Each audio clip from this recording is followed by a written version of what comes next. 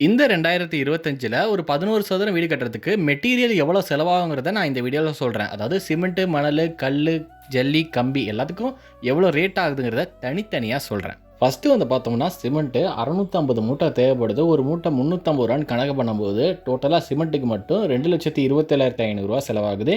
அடுத்து மணலுங்கும்போது நம்ம M-sand, B-sand கணக்கு தான் சொல்றேன்.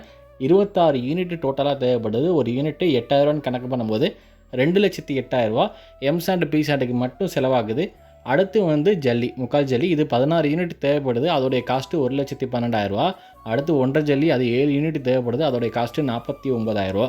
அடுத்து கல், நம்ம நாட்டுக்கல் தான் பயன்படுத்தினோம். அது வந்து ஓவராலாக இந்த சைட்டுக்கு நமக்கு 26,000 கல் தேவைப்பட்டுச்சு. ஒரு கல் ரூ. 8.50 கணக்கு பண்ணும்போது ரூ. 2,21,000 கல்லுக்கு மட்டும் செலவாகுது. அடுத்து வந்து பார்த்தோம்னா ஸ்டீலு, ஓவராலாக இந்த பில்டிங்க்கு 3,100 கிலோ தேவைப்பட்டுச்சு. ஒரு கிலோ ரூ. 70 கணக்கு பண்ணும்போது ரூ. 2,17,000 ஸ்டீலுக்கு மட்டும் செலவாயிருக்கு. இதே மாதிரி உங்களுடைய வீட்டுக்கும் டோட்டல் மெட்டீரியல் காஸ்ட் தெரிஞ்சுக்கணுனாலும், இல்லை பேஸ்மெண்ட் வரைக்கும் எவ்வளோ மெட்டீரியல் அண்ட் லேபர் செலவாகணும் தெரிஞ்சுக்கனாலும் தாராளமாக நம்மளை காண்டாக்ட் பண்ணலாம். நீங்கள் பேஸ்மெண்ட் வரைக்கும் தெரிஞ்சுக்கணுன்னா மினிமம் 500 பே பண்ணாலே போதும். உங்கள் வீட்டுக்கு பேஸ்மெண்ட் வரைக்கும் எவ்வளோ செலவாகுதுங்கிறத நம்ம டீட்டெயில்டாக கொடுத்துருவோம்.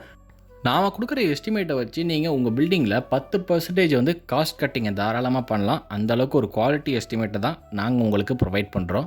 நீங்கள் கட்டக்கூடிய வீட்டில் உங்களுக்கு ஏதாவது டவுட்ஸ் இருந்துச்சுனாலும் நீங்கள் நம்மளை காண்டாக்ட் பண்ணலாம். உங்கள் டவுட்ஸை நாம் கிளியர் பண்ணிடுவோம். அண்ட் கன்ஸ்ட்ரக்ஷன் ரிலேட்டடாக தொடர்ந்து நம்ம வீடியோஸ் பார்க்கணும்னு நினச்சிங்கன்னா நம்ம சேனலை சப்ஸ்கிரைப் ஃபாலோ பண்ணிக்குவோம். Thank you friends.